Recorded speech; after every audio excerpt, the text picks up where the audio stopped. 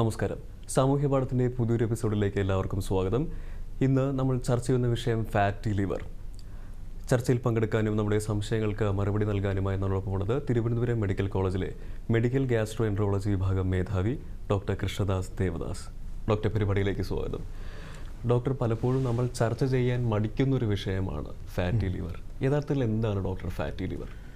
Fatty liver എന്ന് പറയുമ്പം നമ്മുടെ ലിവറിലെ കോശങ്ങളിൽ കൊഴുപ്പടിയുന്നത് മാത്രമാണ്. ലിവറിൽ 5% കോശങ്ങളിൽ കൂടുതൽ കൊഴുപ്പുണ്ടെങ്കിൽ നമ്മളതിനെ ഫാറ്റി ലിവർ എന്ന് പറയുന്നു. പക്ഷെ ഇത് സാധാരണ നമ്മളത് കണ്ടുപിടിക്കുന്നത് വയറിൻ്റെ അൾട്രാസൗണ്ട് എന്നൊരു പരിശോധന ചെയ്യുമ്പോഴാണ്.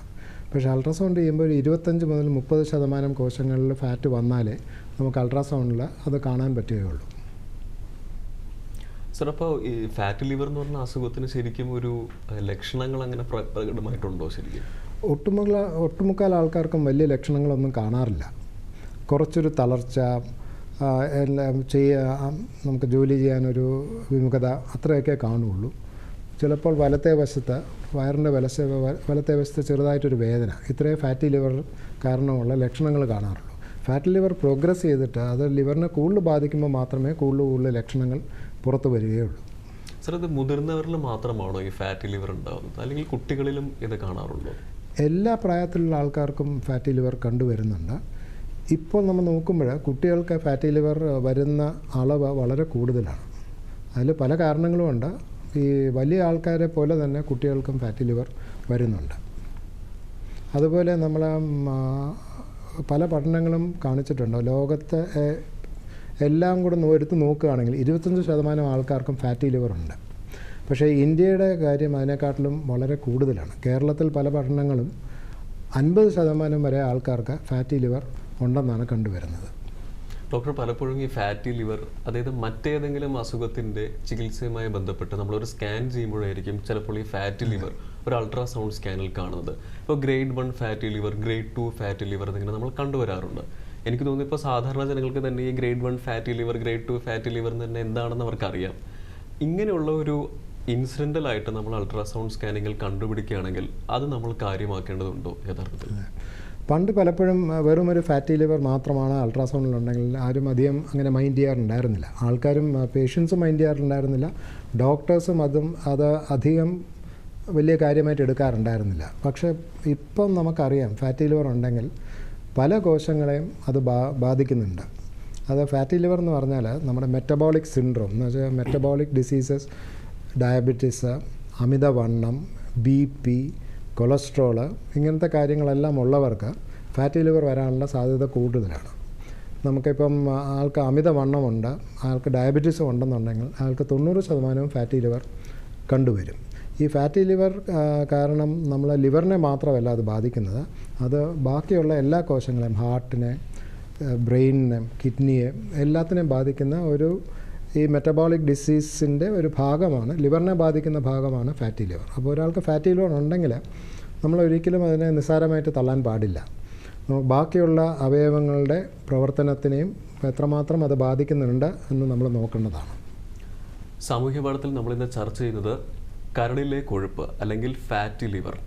ഈ വിഷയത്തെപ്പറ്റി നിങ്ങൾക്ക് എന്തെങ്കിലും സംശയമുണ്ടെങ്കിൽ സ്ക്രീനിന് താഴെ കാണുന്ന നമ്പറിൽ വിളിക്കാവുന്നതാണ്. വിളിക്കേണ്ട ഫോൺ നമ്പർ 8281940563.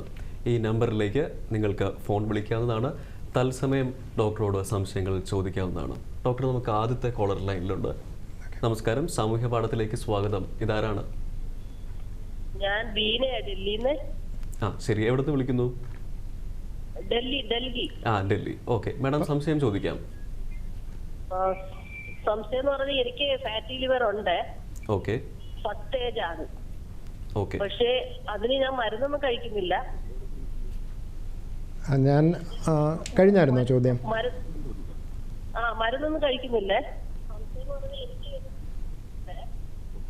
ഹലോ. ശരി, അപ്പോൾ ഇനി തുടർ ചികിത്സ എന്താണെന്നാണ് അതല്ലേ സംശയം? എന്ന് പറഞ്ഞാൽ എനിക്കിപ്പോ ഉണ്ടല്ലോ ശരീരത്ത് മൊത്തം മിക്കവാറും അസുഖങ്ങൾ, എന്ന് പറഞ്ഞാൽ കാലിനൊക്കെ നീര് വരുന്നുണ്ട്. ഓക്കെ.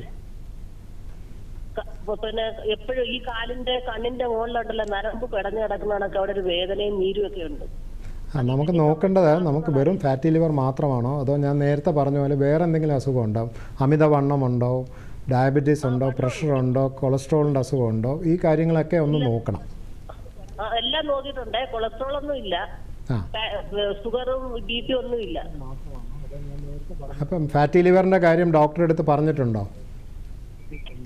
ഞാൻ അൾട്രാസൗണ്ട് എടുപ്പിച്ചു, സ്വയം തന്നെ എടുപ്പിച്ച്. എനിക്ക് വയറ്റിന് റൈറ്റ് സൈഡിന് വേദന ഉണ്ടായിരുന്നു. അതാണ് ഫാറ്റി ലിവറിൻ്റെ ഏറ്റവും സാധാരണമായിട്ടുള്ള ലക്ഷണം. വലത്തെ ഭാഗത്ത് ചെറുതായിട്ടുള്ള വേദന വരാം. അപ്പോൾ ഫാറ്റി ലിവർ അത് കാരണം ലിവർ ഫങ്ഷന് എന്തെങ്കിലും വ്യത്യാസമുണ്ടോ എന്നുള്ള കാര്യം ടെസ്റ്റ് ചെയ്യണം. അതുപോലെ ലിവർ ഫങ്ഷൻ എല്ലാം ശരിയാ കേട്ടോ, ഒരു കുഴപ്പമില്ല. പക്ഷെ ഫാറ്റ് കൂടുതലാന്ന് പറഞ്ഞു. പിന്നെ രക്തം നോക്കണം, ഹീമോഗ്ലോബിൻ, പ്ലേറ്റ്ലെറ്റ് കൗണ്ട് അത് നോക്കണം. പ്ലേറ്റ്ലെറ്റ് കൗണ്ട് കുറവാണെങ്കിൽ ഫാറ്റി ലിവർ ചിലപ്പോൾ ലിവറിനെ ബാധിക്കുന്ന ഒരു പ്രശ്നമായിരിക്കാം. പിന്നെ ഈ ലിവറിൽ ഫൈബ്രോ സ്കാൻ എന്ന് പറഞ്ഞാൽ ലിവറിൻ്റെ കട്ടി അളക്കുന്ന ഒരു ഉപകരണമാണ് ഈ ഫൈബ്രോ സ്കാൻ. അതും കൂടെ ഒന്ന് നോക്കണം. എന്തായാലും ഫാറ്റി ലിവർ ഒരു നല്ലൊരു ഡോക്ടറെ കാണിക്കുക തന്നെ വേണം. ഇതൊന്നും ഇല്ലയെന്നുണ്ടെങ്കിൽ അതിനെപ്പറ്റി വലിയ കാര്യമാക്കേണ്ട ആവശ്യമില്ല. അതൊരു 2-3 വർഷം കഴിഞ്ഞിട്ട് ഒന്നുകൂടെ ഒന്ന് നോക്കിയാൽ മതി. ശരി, പിന്നെ പരിപാടിയിലേക്ക് വിളിച്ചതിന് വളരെയധികം നന്ദി ഡോക്ടർ. അത് എനിക്കുമുള്ളൊരു സംശയമാണ്. അതായത് കൊളസ്ട്രോൾ നോക്കുമ്പോൾ അത് നോർമലായിരിക്കും, ലിവർ ഫങ്ഷൻ നോക്കുമ്പോൾ അത് നോർമലായിരിക്കും. പിന്നെ ഡോക്ടർ എന്തുകൊണ്ടാണ് ഈ ഫാറ്റി ലിവർ ഉണ്ടാകുന്നത്? അപ്പോൾ ഈ നേരത്തെ പറഞ്ഞ അസുഖങ്ങളുള്ള ആൾക്കാർക്ക് ഫാറ്റി ലിവർ വരാനുള്ള സാധ്യത വളരെ കൂടുതലാണ്. പക്ഷേ അങ്ങനെയൊന്നും ഇല്ലെങ്കിൽ, അമിതവണ്ണമില്ല, ബാക്കി അസുഖമൊന്നും ഇല്ലെങ്കിലും അവർക്ക് ഫാറ്റി ലിവർ കാണാം. അതിന് നമ്മുടെ ഈ ടോട്ടലായിട്ടുള്ള ബോഡി വെയ്റ്റ് ആയിരിക്കണമെന്നില്ല ഈ ഒരു പ്രോബ്ലം ഉണ്ടാക്കുന്നത്. നമ്മുടെ വയറിന് ചുറ്റുമുള്ള വണ്ണം, സെൻട്രൽ ഒബീസിറ്റി എന്ന് പറയും. നമ്മുടെ പുക്കിളിൻ്റെ ചുറ്റുമുള്ള ഒരു മെഷർമെൻ്റ് എടുക്കുകയാണെങ്കിൽ ആണുങ്ങൾക്ക് 90 സെൻറ്റിമീറ്ററിന് മുകളിലും സ്ത്രീകൾക്ക് 80 സെൻറ്റിമീറ്ററിന് മുകളിലും ഉണ്ടെങ്കിൽ ഈ വയറിൻ്റെ അകത്ത് എന്ന് വെച്ചാൽ ആമാശയത്തിൻ്റെയും ചെറുകുടലിൻ്റെയൊക്കെ ചുറ്റുമുള്ള ഫാറ്റ് വളരെ കൂടുതലാണ്. ഈ ഫാറ്റ് മെറ്റബോളിക്കലി ആക്റ്റീവ് ഫാറ്റ് എന്ന് പറയും. ഇത് പല ഉപദ്രവകാരികളായിട്ടുള്ള കാര്യങ്ങളും ഈ ഫാറ്റ് ഉണ്ടാക്കുന്നുണ്ട്. ഇതാണ് നമ്മുടെ ലിവറിലെ കൊഴുപ്പും അതുപോലെ ഹാർട്ടിനെ ഡാമേജ് ചെയ്യുന്നതും ബ്രെയിനിനെ ഡാമേജ് ചെയ്യുന്നതും കിഡ്നിയൊക്കെ ഡാമേജ് ചെയ്യുന്നതും. അപ്പോൾ ഇങ്ങനത്തെ വയറിൻ്റെ ചുറ്റളവ് കൂടുതലുള്ള ആൾക്കാർ ഫാറ്റി ലിവർ ഉണ്ടെങ്കിൽ അവർ കൂടുതൽ കാര്യങ്ങൾ നോക്കേണ്ടതാണ്. ഡോക്ടർ, ഇതുമായി ബന്ധപ്പെട്ടുള്ളൊരു സംശയമാണ്. നമുക്കെല്ലാം അറിയാം, കരൾ എന്ന് പറയുന്നത് വളരെ പ്രധാനപ്പെട്ട ഒരു അവയവമാണ്. എനിക്ക് തോന്നുന്നു എല്ലാ ടോക്സിക് മെറ്റബോളൈറ്റ്സിനെയും ഇനാക്റ്റീവ് ആക്കുന്നത് കരളാണ്. എന്തുകൊണ്ടാണ് ഡോക്ടർ ഈ കരളിൽ കൊഴുപ്പടിയുന്നത്? ഈ കരളിൽ കൊഴുപ്പ് അടിയുന്നതിന് പല പല കാരണങ്ങളുണ്ട്. ഒന്ന്, മദ്യപാനം ഉണ്ടെങ്കിൽ 2 ദിവസം മദ്യം കഴിച്ചാൽ മതി, കരളിൽ കൊഴുപ്പ് വരും. നമ്മൾ അൾട്രാസൗണ്ട് ചെയ്ത് നോക്കുകയാണെങ്കിൽ ഫാറ്റി ലിവർ വരാം. 2 മുതൽ 5 ദിവസം വരെ മദ്യം കഴിക്കുകയാണെങ്കിൽ. അതുപോലെ പല മരുന്നുകളും, നമ്മൾ പല കാര്യങ്ങൾക്ക് ഉപയോഗിക്കുന്ന മരുന്നുകളും, നമ്മൾ ന്യൂറോളജിയിലാണെങ്കിലും സൈക്കാട്രിയിലാണെങ്കിലും ബാക്കി ഏത് അസുഖത്തിലാണെന്നുണ്ടെങ്കിലും ഉപയോഗിക്കുന്ന മരുന്നുകൾ ചിലപ്പം ലിവറിൽ ഫാറ്റ് ഉണ്ടാക്കാം. പണ്ടൊക്കെ കുട്ടികൾക്ക് ആസ്പിരിൻ കൊടുക്കുമായിരുന്നു. 10-13 വയസ്സുള്ള കുട്ടികൾക്ക് ആസ്പിരിൻ കൊടുക്കുക. അത് പെട്ടെന്ന് വളരെ സിവിയർ ആയിട്ടുള്ളൊരു ഫാറ്റി ലിവർ, റേ സിൻഡ്രോം എന്ന് പറഞ്ഞിട്ടൊരു അസുഖം ഉണ്ടാക്കി കുട്ടികൾ മരിക്കുക തന്നെ ചെയ്യുമായിരുന്നു. അതിനുശേഷമാണ് കുഞ്ഞുങ്ങൾക്ക് ആസ്പിരിൻ കൊടുക്കരുത് എന്നുള്ള നിയമം വന്നത്. അതിനുശേഷം ഈ റേ സിൻഡ്രോം വളരെ കുറഞ്ഞു. അതുപോലെ പല പല മെറ്റബോളിക് ആയിട്ടുള്ള കാര്യങ്ങൾ, നമ്മുടെ ജനറ്റിക് ആയിട്ടുള്ള കാര്യങ്ങൾ ഫാറ്റി ലിവർ ഉണ്ടാക്കാം. പിന്നെ വേറെ പല അസുഖങ്ങളും, ഹെപ്പറ്റൈറ്റിസ് ബി എന്നുള്ള വൈറസ്, ഹെപ്പറ്റൈറ്റിസ് സി എന്നുള്ള വൈറസ്, ഇവയും പിന്നെ നമുക്ക് മെറ്റബോളിക് ആയിട്ടുള്ള അസുഖങ്ങൾ, വിൽസൺ, ദേഹത്ത് കോപ്പറിൻ്റെ അംശം കൂടുക, ദേഹത്ത് അയണിൻ്റെ അംശം കൂടുക, ഇതെല്ലാം ഫാറ്റി ലിവർ ഉണ്ടാക്കാം. ഒന്നുമില്ലെങ്കിൽ ഈ metabolic disease associated fatty liver എന്ന് പറഞ്ഞിട്ട് ഒരു കണ്ടീഷനുണ്ട്. അത് ഞാൻ നേരത്തെ പറഞ്ഞ പോലെ നമുക്ക് അമിതവണ്ണം, ഷുഗർ, കൊളസ്ട്രോള്, BP എന്നുള്ളവർക്ക് കാണുന്ന ഒരു കാര്യമാണ്.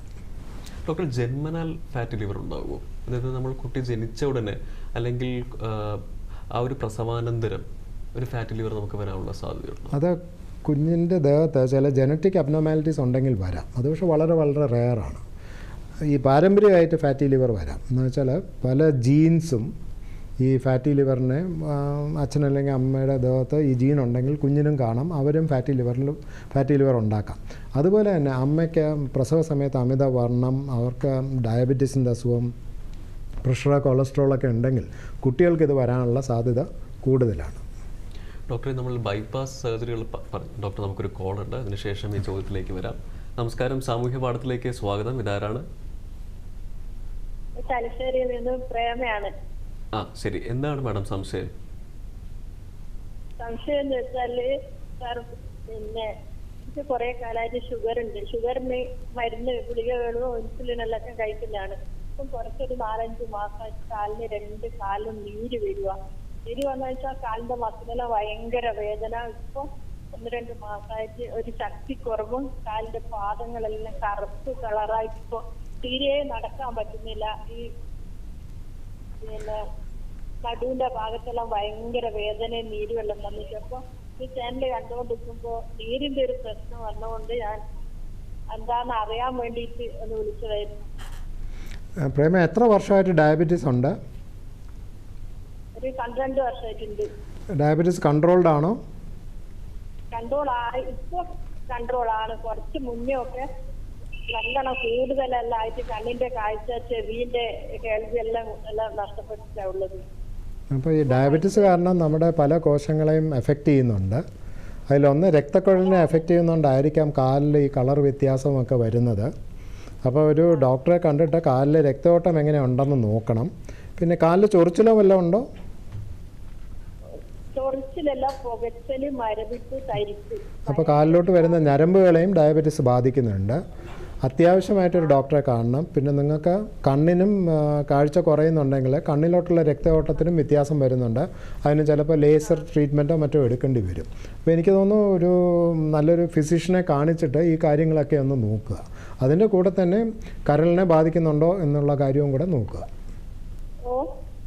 കരളിനെ ബാധിക്കുന്നുണ്ടോ എന്ന് അറിയാനായിട്ട് വയറിൻ്റെ ഒരു സ്കാൻ ചെയ്യുമോ, മറ്റേ ഡോക്ടർ പറഞ്ഞു തരും എന്താ ചെയ്യേണ്ടതെന്ന്. ഫിസിഷ്യനെ കാണിച്ചുകൊണ്ട് ഇപ്പോൾ ഞരമ്പ് ടെസ്റ്റ് ചെയ്യാൻ വേണ്ടി എഴുതി തന്നിട്ടുണ്ട്. അതെ, അത് ചെയ്യണം. അതിപ്പോ ഒരാഴ്ച കഴിഞ്ഞിട്ട് ഇൻസുലിൻ തീരുന്ന ആ സമയത്ത് മാസത്തിൽ പോയി ചെക്ക് ചെയ്ത് കാണിക്കുന്നത്. അപ്പൊ സിസ്റ്റം തന്നെയാണ് പറഞ്ഞത് ഇങ്ങനെ ഞരമ്പ് ടെസ്റ്റ് ചെയ്യാൻ വേണ്ടി എഴുതി തരുന്നുണ്ട്. അപ്പൊ ഇത് ചേട്ടന് കണ്ടോണ്ടിരിക്കുമ്പോൾ നീരിന്റെ പ്രശ്നം ഉള്ളതുകൊണ്ട് എന്താണെന്നൊന്ന് അറിയാൻ വേണ്ടിയിട്ടാ വിളിച്ചത്. അതെ, കണ്ണ് ഡോക്ടറെയും അത്യാവശ്യമായിട്ട് കാണണം. എന്നുവെച്ചാൽ ഇപ്പോഴേ നമ്മൾ ചികിത്സിക്കുകയാണെങ്കിൽ കാഴ്ച മുഴുവനായിട്ട് തിരിച്ചു വരും. ശരി മാഡം, എനിക്ക് തോന്നുന്നു പ്രേമയുടെ സംശയം മാറി എന്ന് വിചാരിക്കുന്നു. അതായത് ഒരു ഫിസിഷ്യനെ കാണുക, ഷുഗർ നന്നായിട്ട് കൺട്രോൾ ചെയ്യുക, ഒപ്പം ഫാറ്റി ലിവർ ആണ് മാഡത്തിൻ്റെ സംശയം. ആ ഒരു അസുഖം ഉണ്ടോ എന്നായിരുന്നു മാഡത്തിൻ്റെ സംശയമെങ്കിൽ നമ്മളൊരു അൾട്രാസൗണ്ട് സ്കാനും കൂടെ ചെയ്യാവുന്നതാണ്. ഡോക്ടർ, ഈ ഞാൻ ചോദിക്കാൻ വന്നതാണ്, ബൈപ്പാസ് സർജറി പലപ്പോഴും കേട്ടിട്ടുണ്ട്. അതായത് ഏറ്റവും മെലിഞ്ഞവരിലാണ് ഏറ്റവും കൂടുതൽ ചെയ്യുന്നതെന്ന്. ചിലപ്പോൾ പൊണ്ണത്തടി ആവണം എന്നില്ല. അതേപോലെ ഫാറ്റി ലിവർ ഈ പൊണ്ണത്തടി ഉള്ളവർക്ക് മാത്രമാണോ വരുന്നത്, അല്ലെങ്കിൽ മെലിഞ്ഞിരിക്കുന്നവർക്കും വരാറുണ്ടോ? അത് നമ്മൾ മെലിഞ്ഞിരിക്കുന്നത് എന്താണെന്നുള്ള ഡെഫിനിഷൻ അനുസരിച്ചിരിക്കും. നമ്മൾ പൊതുവേ മെലിഞ്ഞിരുന്നാലും വയറിന് ചുറ്റുമുള്ള വണ്ണം ഉണ്ടെങ്കിൽ അത് വളരെ ഡേഞ്ചറസ് ആയിട്ടുള്ള കാര്യങ്ങളാണ്. അങ്ങനെയുള്ള ആൾക്കാർക്കാണ് ഈ ലിവറിലെ കൊഴുപ്പും അതുപോലെ ഹാർട്ടിന് പ്രോബ്ലംസും ഒക്കെ വരാനുള്ള സാധ്യത കൂടുതൽ. ഡോക്ടർ, ഈ വിസറൽ ഒബീസിറ്റിയെ പറ്റി ഡോക്ടർ പറഞ്ഞല്ലോ. അതായത് നമ്മുടെ ആമാശയത്തിനും ആ ഭിത്തിയിലും ഇടയിലുള്ള കൊഴുപ്പാണ്. ആ കൊഴുപ്പ് ശരിക്കും വർദ്ധിക്കാനുള്ള കാരണം എന്താണ്? അതായത് ഈ സെഡൻറ്ററി ലൈഫ് സ്റ്റൈലാണോ, അതായത് വ്യായാമമില്ലായ്മയാണോ, അതോ നമ്മുടെ തെറ്റായ ഭക്ഷ്യ രീതികളാണോ? ഇതെല്ലാം ഇതിനകത്ത് പെടും. അതിൻ്റെ കൂടെ തന്നെ ജനറ്റിക് ഇൻവോൾവ്മെൻറ്റും ഉണ്ട്. നമ്മുടെ ജീൻസും ഇത് ഡിറ്റർമൈൻ ചെയ്യും. ചിലവർക്ക് എത്ര ആഹാരം കഴിച്ചാലും പ്രശ്നങ്ങളൊന്നുമില്ല, ചിലവർക്ക് അത്ര അധികം ആഹാരം കഴിക്കണം എന്നില്ല, വയറിന് ചുറ്റും ഫാറ്റും ബാക്കിയുള്ള ഇതും വരാനായിട്ട്. പക്ഷേ നമ്മൾ ആഹാരത്തിൽ ക്രമാതീതമായി കഴിക്കുക, പിന്നെ എക്സസൈസ് ഇപ്പോൾ വളരെ കുറവാണ്. അപ്പോൾ സെഡൻറ്ററി ആയിട്ടുള്ള ഹാബിറ്റ്സ് ഇതെല്ലാം ഫാറ്റ് കൂട്ടും. ഇത് ഫാറ്റ് വയറ്റിനകത്ത് മാത്രമല്ല, പൊതുവേ ഉള്ള ഫാറ്റിൻ്റെ കൂടെ വയറ്റിനകത്ത് നമ്മുടെ കുടലിന് ചുറ്റും ആ ഫാറ്റും കൂടും. പക്ഷേ ആ കൊഴുപ്പ് ബാക്കിയുള്ള ഫാറ്റിനെക്കാട്ടിലും ഡേഞ്ചറസ് ആണ്. ഡോക്ടർ, അപ്പോൾ എനിക്ക് മനസ്സിലായ ഒരു കാര്യം, അതായത് പൊണ്ണത്തടിയുള്ളവർ അല്ലെങ്കിൽ തടിയുള്ളവർ, ഷുഗർ അതായത് പ്രമേഹമുള്ളവർ, കൊളസ്ട്രോൾ ഉള്ളവർ, പിന്നെ സിസ്റ്റമിക് ഹൈപ്പർ ടെൻഷൻ, അമിതമായ രക്തസമ്മർദ്ദമുള്ളവർക്കെല്ലാം ഫാറ്റി ലിവറിൻ്റെ സാധ്യത ഉണ്ടാവാനുള്ള സാധ്യത കൂടുതലാണ്. അപ്പോൾ ഇങ്ങനെ കണ്ടുപിടിക്കുകയാണെങ്കിൽ നമ്മളിത് എങ്ങനെയാണ് സാർ ഇവാലുവേറ്റ് ചെയ്യുന്നത്? ഇങ്ങനെയുള്ള ആൾക്കാർ ഇങ്ങനെയുള്ള പേഷ്യൻസ് എപ്പോഴെങ്കിലും ഒരു അൾട്രാസൗണ്ട് ഒന്ന് ചെയ്യുന്നത് വളരെ നല്ലതാണ്. അതുപോലെ ലിവർ ഫങ്ഷൻ ടെസ്റ്റും ചെയ്യുന്നത് നല്ലതാണ്. ഇത് അബ്നോർമൽ ആണെങ്കിൽ ഒരു ഡോക്ടറെ കാണണം. എന്നിട്ട് ഫാറ്റി ലിവർ ഉണ്ടെങ്കിൽ നമുക്ക് പല കാര്യങ്ങളും ലിവറിൽ നോക്കാനായിട്ടുണ്ട്.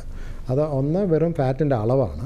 പിന്നെ രണ്ടാമത് ലിവറിൽ എന്തുമാത്രം മാറ്റങ്ങൾ വന്നിട്ടുണ്ട് എന്നുള്ളതാണ്. ഈ മാറ്റങ്ങൾ വളരെ കൂടുതലായിട്ട് വരുമ്പോൾ നമ്മളതിനെ സിറോസിസ് എന്ന് പറയും. പക്ഷേ അതിന് മുമ്പിലത്തെ സ്റ്റേജസ് എന്തെങ്കിലും ഉണ്ടോ എന്ന് നോക്കണം. അതിനിപ്പം നമുക്ക് വളരെ ഫലപ്രദമായിട്ടുള്ള, വളരെ എളുപ്പം ചെയ്യാൻ പറ്റുന്ന മാർഗ്ഗങ്ങളുണ്ട്. പണ്ടാണെങ്കിൽ നമുക്ക് ലിവറിൽ നിന്ന് കുത്തി പരിശോധിക്കേണ്ടി വന്നു. വരുമായിരുന്നു. ഒന്ന് ഫൈബ്രോസിസ് അളക്കാനായിട്ട് ലിവറിൽ നിന്നൊരു പീസ് എടുത്ത് പരിശോധിക്കണം. അത് വളരെ ചുരുക്കം പേർക്ക് ബ്ലീഡിങ്ങോ അങ്ങനെയൊക്കെ ഉണ്ടാക്കാം. പക്ഷേ അതില്ലാതെ ഇപ്പോൾ നോൺ ഇൻവേസീവായിട്ട് ബയോപ്സി ഇല്ലാതെ തന്നെ പല കാര്യങ്ങൾ ഉപയോഗിച്ചും നമുക്ക് കണ്ടുപിടിക്കാം. ഒന്ന് ബ്ലഡ് ടെസ്റ്റ് കൂടെ തന്നെ കാണാം. പിന്നെ അത് കഴിഞ്ഞിട്ട് ഫൈബ്രോ സ്കാൻ എന്ന് പറഞ്ഞിട്ട് ഒരു ടെസ്റ്റുണ്ട്. അത് നമ്മുടെ സ്കാൻ പോലത്തെ ഒരു കാര്യമാണ്. അത് വെച്ചിട്ട് ലിവറിൻ്റെ കട്ടി അല്ലെങ്കിൽ ഫൈബ്രോസിസ് നമുക്ക് അളക്കാം. ഡോക്ടർ, നമുക്ക് ബ്ലഡ് ടെസ്റ്റിലോട്ടും ഫൈബ്രോ സ്കാനിലോട്ടും വരാം. നമുക്കൊരു കോൾ ഉണ്ട്. നമസ്കാരം, സാമൂഹ്യ പാഠത്തിലേക്ക് സ്വാഗതം. ഇതാരാണ്? രവീന്ദ്രനാണ് സാർ. രവീന്ദ്രൻ. സാർ, എന്താണ് സംശയം? എനിക്ക് ഒരു 15 വർഷത്തോളമായിട്ട് ഫാറ്റി ലിവർ ഉണ്ട്. 15 വർഷമായിട്ട് ഫാറ്റി ലിവർ ഉണ്ട്. ഓൾറെഡി ഞാൻ കിഡ്നി സ്റ്റോൺ പേഷ്യന്റ് ആണ്. സ്റ്റോണ് ഇടയ്ക്ക് പോയി. രവീന്ദ്രൻ, ശബ്ദം വ്യക്തമാവുന്നില്ല, കുറച്ച് ഉറക്കെ സംസാരിക്കാമോ? എനിക്ക് 15 വർഷത്തോളമായിട്ട് ഫാറ്റി ലിവർ ഉണ്ട്. ഓക്കെ. 15 20 ഇയേഴ്സ് ആയിട്ടുണ്ട്. പറഞ്ഞോളൂ. ഓൾറെഡി ഞാനൊരു ഹലോ പറയൂ. എനിക്ക് സ്റ്റോണിന്റെ അസുഖം പറഞ്ഞു. സ്റ്റോൺ ഇടയ്ക്ക് വന്നു പോയി കൊണ്ടിരിക്കും. എവിടെ സ്റ്റോൺ? കിഡ്നിയിലാണോ പിത്തസഞ്ചിയിലാണോ? അല്ല, പിത്തസഞ്ചിയിൽ വന്ന് പിത്തസഞ്ചി എടുത്തതാണ്. പിത്തസഞ്ചിയിലാണോ സ്റ്റോൺ ഉള്ളത്? അല്ലല്ല, കിഡ്നിയിലാണ്. കിഡ്നിയിലാണ്.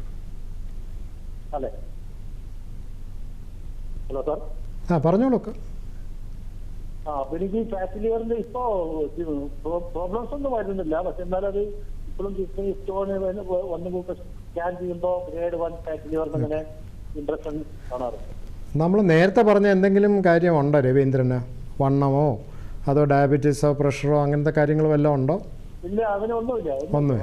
ഡയബറ്റീസ് ഇല്ല. ഇപ്പം എത്ര വയസ്സായി? 53. ഈ ഫാറ്റി ലിവർ ഉള്ള എല്ലാവർക്കും കരളിന് അത്ര അധികം അസുഖം വരണമെന്നില്ല. നേരത്തെ പറഞ്ഞ പോലെ ഈ metabolic diseases, diabetes, pressure, cholesterol, അമിതവണ്ണം ഇങ്ങനെയുള്ളവർക്ക് ലിവറിൽ ഡിസീസ് കൂടാനുള്ള സാധ്യത കൂടുതലാണ്. അപ്പോൾ രവീന്ദ്രന് എത്രമാത്രം ഫാറ്റ് ഉണ്ട്, നേരത്തെ പറഞ്ഞ പോലെ ലിവറിൻ്റെ കട്ടി എത്രമാത്രം ഉണ്ടെന്നൊന്ന് നോക്കണം. കട്ടി നോർമൽ ആണെന്നുണ്ടെങ്കിൽ പ്രത്യേകിച്ച് അങ്ങനെ വറി ചെയ്യേണ്ട ആവശ്യമൊന്നുമില്ല. 2-3 വർഷത്തിലൊരിക്കൽ ഇത് നോക്കിയാൽ മാത്രം മതി. കട്ടി കൂടുതലാണെങ്കിൽ അതിനായിട്ടുള്ള മരുന്ന് കഴിക്കുകയോ അതിനായിട്ടുള്ള ബാക്കിയുള്ള കാര്യങ്ങൾ നോക്കുകയോ ചെയ്യേണ്ടി വരും. ശരി, രവീന്ദ്രൻ സംശയം മാറിയെന്ന് വിചാരിക്കുന്നു.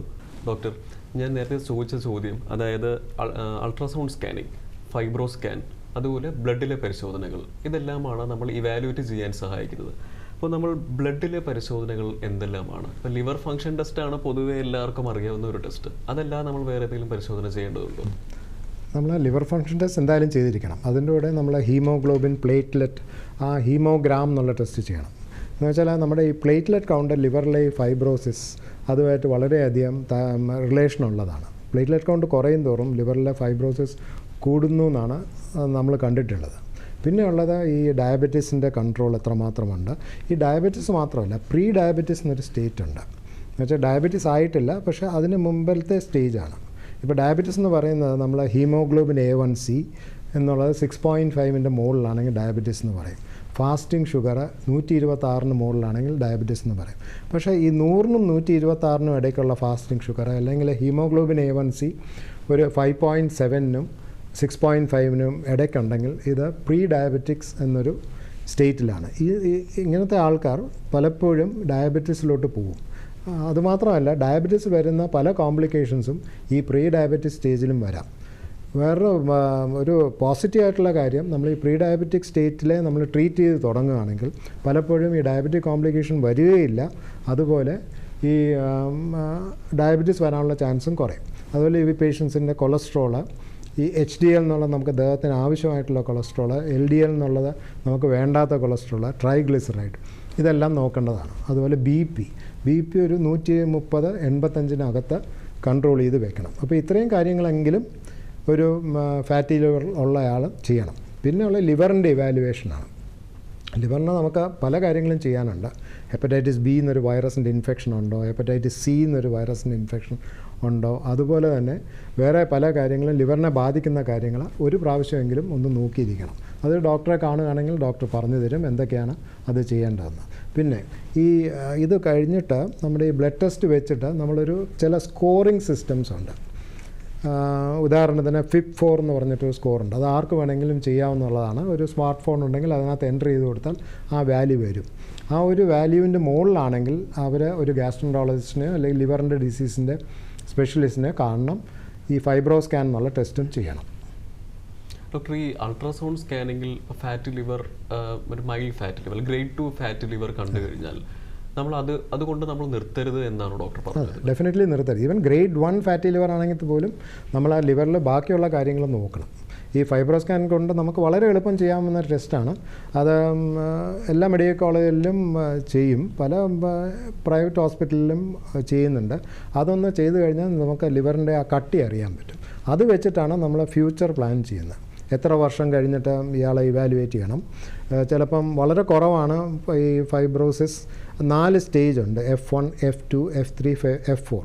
ഈ F1 ഒക്കെ ഉള്ളൂ എന്നുണ്ടെങ്കിൽ 2-3 വർഷം കഴിഞ്ഞിട്ട് പിന്നെ ചെയ്താൽ മതി. അതേസമയം F2, F3 ഒക്കെ ആണെന്നുണ്ടെങ്കിൽ, F4 എന്ന് പറഞ്ഞാൽ ഓൾമോസ്റ്റ് സിറോസിസ് ആയി. അപ്പോൾ F2, F3 ഒക്കെ ആണെങ്കിൽ 6 മാസത്തിലൊരിക്കൽ മറ്റോ, ചിലപ്പോൾ 6 മാസത്തിലോ അല്ലെങ്കിൽ 1 വർഷത്തിലോ ഫൈബ്രോ സ്കാൻ റിപ്പീറ്റ് ചെയ്യേണ്ടി വരും. അവരെ ട്രീറ്റും ചെയ്യേണ്ട ആവശ്യമുണ്ട്. ഡോക്ടർ, പ്രേക്ഷകർക്ക് മനസ്സിലാവാൻ വേണ്ടിയാണ്, അതായത് ഈ ഫാറ്റി ലിവർ എന്ന് പറയുന്നത് ഒരു ഇനീഷ്യൽ സ്റ്റേജ് ആണോ, അതിന്റെ ലേറ്റർ കോംപ്ലിക്കേഷൻ അവസാനത്തെ സ്റ്റേജ് ആണോ സിറോസിസ്? ഡോക്ടർ, നമുക്ക് അതിലോട്ട് വരാം. ഒരു കോളർ ഉണ്ട്. നമസ്കാരം, സാമൂഹ്യ പാഠത്തിലേക്ക് സ്വാഗതം. ഇതാരാണ്? ഇടുക്കിയിൽ നിന്നും ആശയായിരുന്നേ. ആശ മാഡം, എന്താണ് സംശയം?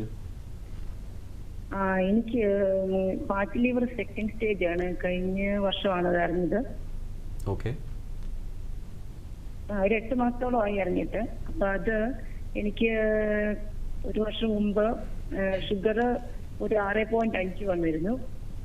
യൂറിനറി ഇൻഫെക്ഷൻ ഉണ്ടായി. അന്നേരം ഡോക്ടർ പറഞ്ഞത് ഫാറ്റി ലിവർ ഉണ്ടെങ്കിലും ഇങ്ങനെ വരാമെന്നിങ്ങനെ ഒരു പറഞ്ഞു. അതെന്താ ഈ യൂറിനറി ഇൻഫെക്ഷനും ഫാറ്റി ലിവറും ഇങ്ങനെയായിട്ട് എന്തെങ്കിലും ബന്ധമുണ്ടോ? പിന്നെ ഈ ഫാറ്റി ലിവർ സെക്കൻഡ് സ്റ്റേജ് വന്നു കഴിഞ്ഞാൽ സീറോസിലേക്ക് പോകാനായിട്ട് ഒത്തിരി ദൂരമുണ്ടോ എന്നറിയാൻ വേണ്ടിയായിരുന്നു. ഇത് ഫാറ്റി ലിവറും യൂറിനറി ഇൻഫെക്ഷനുമായിട്ട് ഡയറക്റ്റായിട്ട് ബന്ധമൊന്നുമില്ല. ഈ ഡയബറ്റീസിന് വേണ്ടി മരുന്ന് വല്ലതും കഴിക്കുന്നുണ്ടായിരുന്നോ? അന്ന് 1 മാസത്തേക്ക് ഒരു ഗുളിക കഴിച്ചിരുന്നു. അന്നേരം കുറഞ്ഞു. ഇപ്പം ലെവല് 5 വന്നിട്ടുണ്ട്. അതിപ്പോൾ വളരെ നന്നായിട്ട് കൺട്രോൾഡ് ആണ്. വെയിറ്റ് എത്രയുണ്ട്? നേരത്തെ 68 കിലോ ഉണ്ടായിരുന്നു. ഇപ്പൊ ഞാൻ 60 കിലോ ആക്കി. എനിക്ക് ഡിസ്കിന്. അപ്പോൾ എനിക്ക് തോന്നുന്നു ഇപ്പം ഇനിയും സ്കാൻ ചെയ്ത് നോക്കുകയാണെങ്കിൽ ഫാറ്റി ലിവറും വളരെയധികം കുറഞ്ഞു കാണും. എന്തായാലും ഈ ഫാറ്റി ലിവറിൽ നേരത്തെ പറഞ്ഞ പോലെ ലിവറിൻ്റെ കട്ടി ഒന്ന് അളക്കണം. ഫൈബ്രോ സ്കാൻ എന്നൊരു ടെസ്റ്റ് ഉണ്ട്, അതൊന്ന് ചെയ്യണം. എന്താ ലിവറിന് കട്ടി കുറയ്ക്കുന്നതിന് ഫൈബ്രോ സ്കാൻ എന്ന് പറഞ്ഞിട്ടൊരു ടെസ്റ്റ് ഉണ്ട്. അതൊന്ന് എവിടെയാ, അടുത്തുള്ള മെഡിക്കൽ കോളേജിലോ നല്ലൊരു പ്രൈവറ്റ് ഹോസ്പിറ്റലിലോ പോയാൽ ഇത് മിക്കവാറും അത് ചെയ്യാൻ പറ്റും. അതും കൂടെ ഒന്ന് ചെയ്ത് നോക്കണം. അത് നല്ല കുറവാണെന്നുണ്ടെങ്കിൽ ഉടനെ അങ്ങനെ പേടിക്കേണ്ട കാര്യമില്ല. സിറോസിസ് ഒന്നും മരുന്നുള്ള പേടി വെക്കേണ്ട ആവശ്യമില്ല. അത് കൂടുതലാണെങ്കിൽ നമുക്കത് കുറയ്ക്കാനായിട്ടുള്ള മരുന്ന് ചെയ്യണം. പിന്നെ 68 കിലോ എത്രയാണ് ഹൈറ്റ്? 5.1 ഉള്ളൂ. അപ്പോൾ എനിക്ക് തോന്നുന്നു വെയിറ്റ് കൂടുതലാണ്. എനിക്ക് തോന്നുന്നു ഒരു 60 കിലോയുടെ അടിയിൽ കൊണ്ടുവരണം വെയിറ്റ്. അപ്പോൾ ഡെയിലി ഒരു 1/4 മണിക്കൂർ നടക്കുക, കുറച്ച് സ്പീഡിൽ നടക്കുക. അതുപോലെ രണ്ടാമത് ആഹാരം ഇപ്പോൾ കഴിക്കുന്നതിൻ്റെ ഒരു 1/3 ഭാഗമോ 4/1 ഭാഗമോ ഒന്ന് കുറച്ച് നോക്കൂ. എണ്ണമയം കഴിയുന്നതും അവോയ്ഡ് ചെയ്യൂ. അപ്പോൾ വെയിറ്റ്, എനിക്ക് തോന്നുന്നു വെയിറ്റും കൂടെ കുറച്ച് കുറഞ്ഞാൽ ഫാറ്റി ലിവർ മിക്കവാറും അതങ്ങ് മാറും. ഓക്കെ സാർ, വേറൊരു കാര്യം ചിന്തിക്കട്ടെ. ഇനി ദേഹത്ത് ഈ കഴിഞ്ഞ 2-3 മാസമായിട്ട് ഇങ്ങനെ ഈ ചൊറിച്ചിൽ പോലെ വട്ടത്തിൽ വന്നിട്ട് അതിങ്ങനെ, അത് ഫംഗൽ ഇൻഫെക്ഷൻ ആണോ, അത് ഈ കരളിന്റെ എന്തെങ്കിലും പ്രശ്നം കൊണ്ട് ഇങ്ങനെ ചൊറിച്ചിലുണ്ടാവോ ദേഹം? ഫാറ്റി ലിവർ കാരണം ഫംഗൽ ഇൻഫെക്ഷൻ വരേണ്ട കാര്യമില്ല. ഡയബറ്റീസ് ഉണ്ടെങ്കിൽ വരാം. അതെനിക്ക് തോന്നുന്നു ഒരു സ്കിന്നിലെ ഡോക്ടറെ ഒന്ന് കാണിക്കണം. മാഡം, ഏതായാലും പരിപാടിയിലേക്ക് വിളിച്ചതിന് വളരെയധികം നന്ദി. എനിക്ക് തോന്നുന്നു മാഡത്തിൻ്റെ ഒരു സംശയം വളരെ റെലവൻ്റ് ആയിട്ടുള്ളൊരു സംശയമാണ്. അതായത് ഗ്രേഡ് 2 ഫാറ്റി ലിവർ ഉണ്ട്, പക്ഷേ ഷുഗർ കൺട്രോൾ ചെയ്തു, ഏകദേശം 5 ആയി HbA1c, കൊളസ്ട്രോൾ ലെവലെല്ലാം കുറഞ്ഞു, വെയിറ്റും കുറച്ചു. അപ്പോൾ നമ്മൾ ഇനി സിറോസിസിലോട്ടുള്ള പോകാനുള്ള സാധ്യത എനിക്ക് തോന്നുന്നു നന്നേ കുറവാണല്ലേ സർ? നല്ല കുറവാണ്. ബിക്കോസ് ഇതാണ് നമുക്ക് ചെയ്യാൻ പറ്റുന്ന ഏറ്റവും നല്ല കാര്യം, വെയിറ്റ് കുറയ്ക്കുക എന്നുള്ളതാണ്. ഡയബറ്റീസിനെ നല്ല കൺട്രോൾ ആക്കുക എന്നുള്ളതാണ് നമുക്ക് ചെയ്യാൻ പറ്റുന്ന ഏറ്റവും നല്ല കാര്യം. മരുന്നുകളൊക്കെ പിന്നെ വരുന്നുള്ളൂ. ഡോക്ടർ, നമ്മൾ ഈ വെയിറ്റ് കൺട്രോൾ എന്ന് പറയുന്നത് നമ്മളെങ്ങനെയാണ്? ഈ പലരും നമ്മൾ ചെയ്യുന്നതാണ്, എനിക്ക് തോന്നുന്നു പ്രായം കുറഞ്ഞവരെല്ലാം ആദ്യമേ തന്നെ ജിമ്മിൽ ജോയിൻ ചെയ്യും, വെയിറ്റ് ട്രെയിനിങ് എടുക്കും. ചിലവരാകട്ടെ കാർഡിയോ, അതായത് വ്യായാമം, അതായത് ആയാസപ്പെട്ടുള്ള വ്യായാമത്തിലോട്ട് പോകും.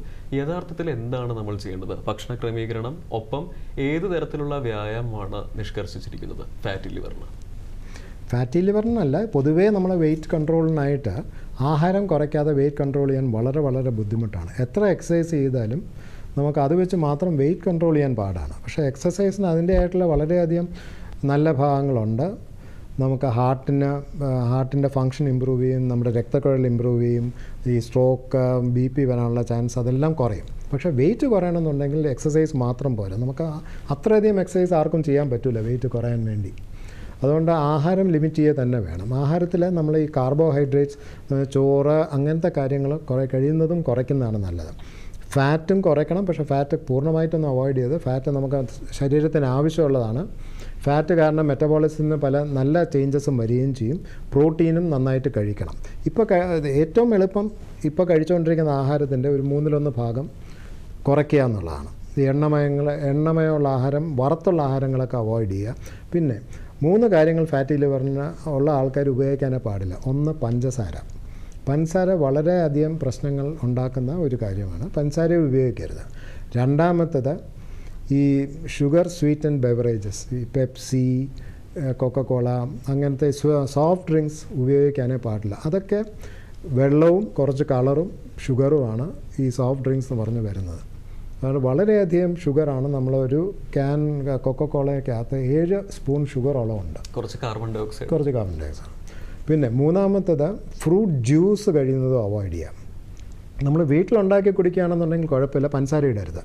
പക്ഷേ വെളിയിൽ നമ്മൾ ടെട്രാ പാക്കിൽ മറ്റേ വാങ്ങിക്കുന്ന ഫ്രൂട്ട് ജ്യൂസ്, അത് വളരെയധികം അഡിറ്റീവ്സ് ഉണ്ട്, പ്രിസർവേറ്റീവ്സ് ഉണ്ട്. മൂന്നാമത്തെ അതിനകത്ത് വളരെയധികം പഞ്ചസാരയുണ്ട്. അതുകൊണ്ട് ഫ്രൂട്ട് ജ്യൂസ് അവോയ്ഡ് ചെയ്യുക. പക്ഷേ ഡെയിലി ഫ്രൂട്ട്സ് കഴിക്കുക.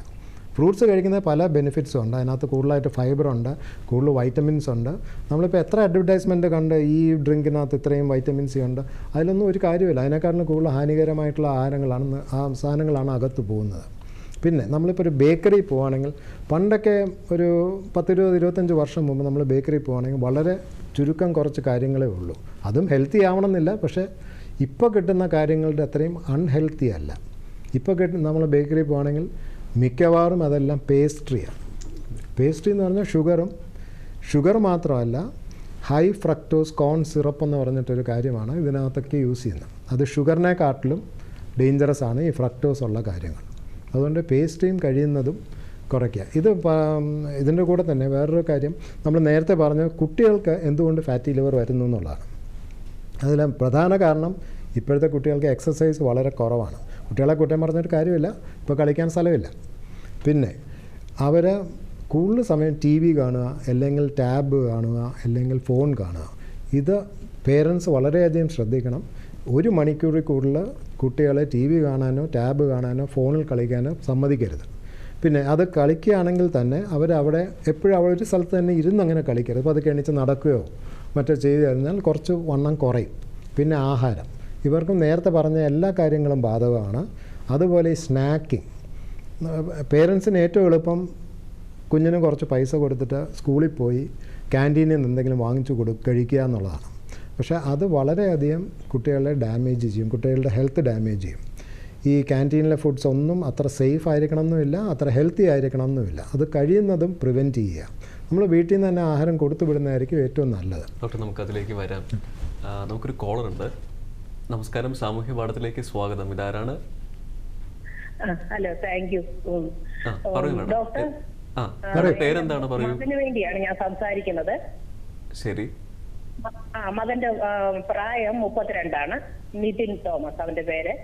അവന് ഒരു കമ്പനിയില് കമ്പ്യൂട്ടറിന്റെ ജോലി ചെയ്യുക, ഓഫീസിൽ ജോലി ചെയ്യുക. ഇവനെ ഇപ്പൊ കുറെ കാലം കൊണ്ട് ഇവന്റെ വയറ് ഭയങ്കരമായിട്ട് വീർത്ത് വരിക, കവിളും വീർത്ത് വരിക. അങ്ങനെ ഞങ്ങള് നാട്ടിൽ പിന്നെന്താണ് കവിള്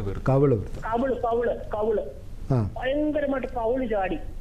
വലിയ വണ്ണമുള്ള ശരീരമല്ലായിരുന്നു. വയറും ചാടി വരും, കവിളും ചാടി വരുമായിരുന്നു. അപ്പൊ ഞങ്ങൾ ഇവന് വയറ്റിൽ നിന്ന് പോകുന്നില്ല എന്നുകൊണ്ട് പ്രശ്നം ഉണ്ടായി.